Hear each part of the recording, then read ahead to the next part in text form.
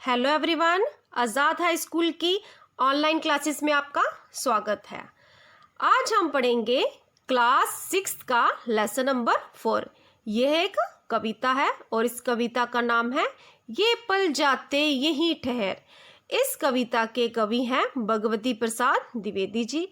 इस कविता में कवि ने बचपन के सुनहरे पलों के विषय में बताया है कि उस समय ना कोई चिंता होती है और ना ही किसी बात का डर। जब बचपन का समय बीत जाता है तो सब उसे याद करके सोचते हैं कि ये समय ना बीतता तो कितना अच्छा होता। कवि बचपन के किस किस पल को ठहरने के लिए कहता है, ये हम कविता को पढ़कर जानेंगे। पर्वत झरना नदी नहर जीवन जाता यहीं ठहर। कभी तितलियों के संग उड़ना बुलबुल जैसा गाना। कभी फुदकती गौरैया से गुल मिलकर बतियाना। लग जाते पैरों में पर ये पल जाते यहीं ठहर। यहाँ पर पर्वत का अर्थ है पहाड़, संग का अर्थ है साथ, फुदकती यानी के उछलना, बतियाना मतलब बातें करना। कवि कहता है ऊंचे ऊंचे पहाड़, झरझर बहते झरने, ये नदियाँ ये नहरें और ये बचपन के दिन काश यहीं ठहर जाते। इन पंक्तियों में कवि कहता है कि कैसे बचपन में हम उड़ती हुई तितलियों के साथ दौड़ते रहते थे, कभी बुलबुल की तरह गाना गाते थे तो कभी हम गौरैया के पीछे उछलते हुए चलते थे। कभी कहता है कि काश ये बचपन के दिन यहीं ठहर जाते तो हमारे पैरों में फिर से पंख लग जाते। आगे लेते हैं अगला पैरा। कभी पतंग लूटने को हुड़दंगी दौड़ लगाना। आंधी में लुक छिपकर बगिया से आम चुराना। मगर लकड़ सूंघवा का डर बरमाते क्षण यहीं ठहर। लकड़ सूंघ यहाँ पर हुड़दंगी का अर्थ है हल्ला गुल्ला करना। लकड़ सूंघवा का मतलब है लकड़ बग्गा, जो एक प्रकार सा लकड़ी का बना हुआ डरावना होता है, जो खेत में लगाया होता है, उसे लकड़ सूंघवा कहते हैं। बरमाते का अर्थ है ब्रह्म में डालते हुए। अब कवि बताता है कि कैसे हम पतंग लूटने के लिए हल्ला गुल्ला करते थे और इधर उधर दौड़ते रहते थे, तो कभी आंधी आने पर बगीचे में गिरे आमों को चुराने की कोशिश करते थे, लेकिन ब्रह्म में डालने वाले लक्कड़ बग्गे का डर रहता था कि कहीं वे बगीचे का रखवाला तो नहीं। जानबूझकर भीग भीग बारिश में खूब नहाना, इधर उछलना उधर फिसलना, बस्ता ले गिर जाना। बरसे मेघा झर झर बरसाते दिन यहीं ठहर। मेघा का अर्थ है बादल और शहर शहर का अर्थ मतलब है बिखर बिखर कर। अब इन पंक्तियों में कवि ये बताता है कि बचपन में हम बारिश में खूब नहाते थे, जानबूझकर भीगते रहते थे, कभी इधर उधर उछलते कभी फिसलते और कई बार तो अपना बस्ता लेकर ही गिर जाते थे। बारिश की बूंदें छमछम करती हुई बिखरती रहती थी। कवि बरसात के दिनों को यही ठहरने के लिए कहता है। ताल तलैया में कागज की नैया का तैराना, कुत्ते बिल्ली बछड़े को ललकार खूब दौड़ाना। मेंढक बन करते टरटर रट्टू मनबा यहीं ठहर। ताल तलैया का अर्थ है छोटे और बड़े तालाब, नैया का अर्थ है नाव। तो इन पंक्तियों में कवि बताता है कि बचपन के दिनों में कागज की नाव बनाकर उसे तालाबों के पानी में तैराते थे। कई बार तो हम कुत्ते बिल्ली और बछड़े को अपने पीछे दौड़ाने के लिए उन्हें ललकारते थे और कई बार मेंढक की आवाज़ भी निकालते थे। तो कवि फिर कहता है कि काश ये चंचल मन, रटने वाला मन भी यहीं ठहर जाता। आगे है कभी रूठना टॉफी बिस्कुट की खातिर रिरियाना, माँ की मीठी डांटे सुनना और कभी गुस्साना, लगे दूध यूं रखा जहर, नखरीले क्षण यहीं ठहर। नखरीले का अर्थ है नखरा करने वाले। कवि कहता है कि बचपन में जब हम टॉफ़ी बिस्कुट के लिए रूठ जाते थे तो फिर हमें माँ से मीठी मीठी डांट सुनने को मिलती थी, लेकिन जब माँ हमें दूध देती थी तो हम नखरा करते थे और दूध तो हमें ऐसे लगता था जैसे जहर रखा हो। तो कभी भी उन नखरीले पलों को यहीं ठहरने को कहता है। दादी माँ से जिद कर नियमित कथा कहानी सुनना, राजा रानी परिलोक के अनगिन किस्से बुनना, खहरे सा बागता पहर, रुक जा थम जा यहीं ठहर। नियमित का अर्थ है नियम के अनुसार। परिलोक मतलब परियों की दुनिया। बुनना का अर्थ है बुनना का अर्थ है रूप देना। अनगिन का अर्थ है जिन्हें गिना ना जा सके। खहरे का अर्थ है खरगोश। कवि बताता है कि हम हर रोज़ दादी माँ से कहानी सुनने की जिद करते थे और कई बार तो हम स्वयं ही राजा रानियों की अनगिन कहानियाँ बना लेते थे। कवि कहता है कि हे खरगोश की तरह तेजी से भागते हुए समय, तू रुक जा थम जा यहीं ठहर जा। इस प्रकार कवि बताता है कि बीते हुए पल कभी भी वापिस नहीं आते हैं और बचपन की यादें बुलाई नहीं जा सकती। तो आगे है अभ्यास के लिए मौखिक। क पाठ। बचपन में दादी माँ से क्या सुनना अच्छा लगता था? इसका उत्तर है बचपन में दादी माँ से कहानी सुनना अच्छा लगता है। ख पाठ। बरसात के दिनों में वर्षा होने पर क्या करने का मन करता है? इसका उत्तर है बरसात के दिनों में वर्षा होने पर नहाना, उछलना, फिसलना और बस्ता लेकर गिर जाने का मन करता है। ग पाठ। इस कविता में प्रयुक्त हुए 5 जीवों के नाम बताइए। इसका उत्तर है इस कविता में प्रयुक्त हुए 5 जीवों के नाम है कुत्ता, बिल्ली, खरगोश, मेंढक और बछड़ा। घ पाठ।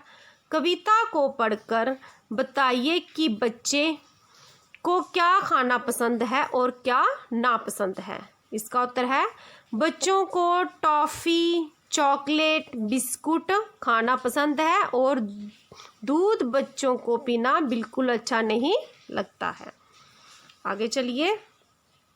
सही विकल्प पर टिक का निशान लगाना है। आम का पाठ। आम चुराते समय किससे डर लगता है? इसका सही उत्तर है लकड़ सूंघवा। ख पाठ। बच्चों को क्या लूटना अच्छा लगता है? इसका सही उत्तर है पतंग। ग पाठ। बचपन में किस में भीग भीग कर नहाना अच्छा लगता है? इसका सही उत्तर है बारिश में। ग पाठ। मेघ किस ऋतु में दिखाई देते हैं? इसका सही उत्तर है वर्षा। न पाठ। बस्ते में क्या क्या होता है? इस किताबें, कॉपी, टॉफ़ी, बिस्कुट, दोनों या कोई भी नहीं। इसका उत्तर है दोनों। लघु उत्तरीय प्रश्न का पाठ। यदि हमारे पैरों में पर लगे होते तो हम क्या करते? इसका उत्तर है यदि हमारे पैरों में पर लगे होते तो हम तितली के संग उड़ा करते। ख पाठ। आंधी आने पर बच्चे क्या करते हैं? इसका उत्तर है आंधी आने पर बच्चे बगिया में जाकर आम चुराने लग जाते हैं। घ पाठ। मेंढक किस प्रकार की आवाज़ निकालता है? इसका उत्तर है मेंढक टर टर की आवाज़ निकालता है। घ पाठ। बच्चे किस चीज़ के लिए रूठते हैं? इसका सही उत्तर है बच्चे टॉफ़ी बिस्कुट के लिए रूठते हैं। न पाठ। इस कविता में जहर के समान क्या लगता है? इसका उत्तर है इस कविता में जहर के समान दूध लगता है। आगे है दीर्घ उत्तरीय प्रश्न क पाठ। बरसात के मौसम में बच्चों को क्या क्या करना अच्छा लगता है? उत्तर है बरसात के मौसम में बच्चों को बारिश में नहाना, उछलना, फिसलना और बस्ता लेकर गिर जाना अच्छा लगता है। ख पाठ। कविता के आधार पर बताइए कि बचपन में बच्चे दादी माँ से क्या क्या जिद करते हैं। उत्तर है इस कविता में यह बताया गया है कि बचपन में बच्चे दादी माँ से रोज़ कहानी सुनने की जिद करते हैं। आगे है ग पाठ। कवि ने इस कविता के माध्यम से जीवन के किन पलों को ठहर जाने को कहा है और क्यों? उत्तर है कवि ने इस कविता के माध्यम से बचपन के सभी हसीन पलों को ठहर जाने को कहा है, क्योंकि बचपन अनमोल होता है और बेफिक्री व शरारतें इसका खजाना होती हैं और वो प्यारी सी शरारतें बड़ी ही मज़ेदार और रोचक होती हैं। इसलिए कवि इन पलों को यहीं ठहर जाने की जिद करता है। आगे चलिए भाषा और व्याकरण। कभी तितलियों के संग उड़ना, बुलबुल जैसा गाना, कभी फुदकती गौरैया से गुल मिलकर बतियाना। इन पंक्तियों में उड़ना, गाना, फुदकना, बतियाना आदि क्रिया शब्द हैं। क्रिया के दो भेद होते हैं, अकर्मक क्रिया और सकर्मक क्रिया। जिन क्रियाओं में कर्म होता है वे सकर्मक क्रियाएं कहलाती हैं। जैसे बुलबुल ने गीत गाया, इस वाक्य में बुलबुल करता है, गाना क्रिया है और गीत कर्म है। जिन क्रियाओं में कर्म नहीं होता है वे अकर्मक क्रियाएं कहलाती हैं। जैसे गौरैया उड़ गई, यहाँ गौरैया कर्ता और उड़ना क्रिया है। वाक्य में कर्म का अभाव है, अतः उड़ना क्रिया अकर्मक है। सकर्मक अकर्मक क्रिया की पहचान क्रिया के साथ क्या प्रश्न लगाकर करने पर होती है। जैसे प्रश्न, बुलबुल ने क्या गाया? उत्तर गीत। गीत है कर्म, क्रिया सकर्मक है। प्रश्न, क्या गौरैया उड़ गई? हाँ, तो क्रिया अकर्मक है। नीचे दिए गए वाक्यों को पढ़कर बताइए कि रंगीन क्रिया अकर्मक है या सकर्मक। मैं दौड़ जो है वो रंगीन शब्द है, रहा था, तो यहाँ पर जो दौड़ है वो क्या है? अकर्मक क्रिया। ख पाठ। हम आम चुराते थे। चुराते हैं वो रंगीन शब्द है। हम आम चुराते थे, तो ये क्या है? चुराते क्या है? सकर्मक क्रिया। आगे ग पाठ। वे लकड़ सूंघवा से डरता था। यहाँ पे डरता रंगीन शब्द है। वे लकड़ सूंघवा से डरता था, ये क्या है? सकर्मक क्रिया। आगे है ग पाठ। हम जानबूझकर बारिश में भीगते थे। भीगते रंगीन शब्द है, तो यहाँ पे क्या है? सकर्मक क्रिया। न पाठ। बच्चे पतंग उड़ा रहे थे। उड़ा है वो है रंगीन शब्द, तो यहाँ पे क्या है? उड़ा क्या है? सकर्मक क्रिया। च पाठ। गौरैया फुदक रही थी। गौरैया क्या है? फुदक रंगीन शब्द है, तो ये कौन सा है?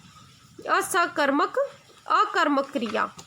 आगे है मुझे कागज की नाव तैरानी है, तो यहाँ पे क्या है? रंगीन शब्द है तैरानी, तो ये क्या है? सकर्मक क्रिया। मुझे कविता पढ़ना पसंद है, तो ये कौन सा है? सकर्मक क्रिया। पढ़ो, समझो और लिखो। जैसे गौरैया, बुलबुल, मेंढक, तितली, ये क्या है? प्राणी। पर्वत, झरना, नदी, नहर, ये क्या है? कुदरत। लड्डू, आम, टॉफी, बिस्कुट, ये क्या है? खाद्य पदार्थ। दूध, पानी, शरबत, चाय, ये क्या है? तरल पदार्थ। दादी, माँ, मौसी, बुआ, ये क्या है? रिश्तेदार। नीचे दी गई पंक्तियों में रंगीन युग्मों पर ध्यान दीजिए। दादी माँ से जिद कर नियमित कथा कहानी सुनना, राजा रानी परिलोक के अनगिनत किस्से बुनना। ये सभी शब्द कुछ शब्दों को संक्षिप्त करके बनाए गए हैं, जैसे राजा और रानी, राजा रानी, परियों का लोक, परिलोक, कथा और कहानी, कथा कहानी। दो या दो से अधिक पदों को संक्षिप्त करके लिखने की विधि को समास कहते हैं। समासिक पदों को अलग अलग लिखने की प्रक्रिया को समास विग्रह कहते हैं। नीचे दिए गए रंगीन समासिक पदों को विग्रह कीजिए। तो यहाँ पे क्या करना है, क पाठ, वह इधर उधर उछलता है, तो क्या है, वह इधर और उधर उछलता है। ख पाठ, बच्चे कुत्ते बिल्ली के संग खेलते हैं, इसका उत्तर है बच्चे कुत्ते और बिल्ली के संग खेलते हैं। ग पाठ, नदी नहर पानी के स्रोत हैं, तो यहाँ क्या आएगा, नदी और नहर पानी के स्रोत हैं। आगे है ग पाठ, पर्वत झरना यही ठहर, तो यहाँ पे क्या आएगा, पर्वत और झरना यही ठहर। न पाठ, फूल कांटे एक ही पौधे पर लगते हैं, इसका क्या उत्तर है, फूल और कांटे एक ही पौधे पर लगते हैं। आगे है लकड़ सूंघवा हमारे देश के प्रांतीय क्षेत्रों की बोली से लिया गया है शब्द है। जो शब्द देश के प्रांतीय क्षेत्रों की भाषा या बोली से हिंदी में आए हैं उन्हें देशज शब्द कहते हैं। तुकान शब्द लिखिए, आगे लिखने हैं तुकान शब्द, गाना, गाना का क्या आएगा, नहाना, जाना, लगाना, ठहर का, जहर, शहर, नहर, गोरैया का, तलैया, नैया, मैया। तो ये था हमारा क्लास 6 का लेसन नंबर 4। तो अगर आपको ये वीडियो पसंद आई हो तो इसे शेयर और लाइक ज़रूर करें। Thank you.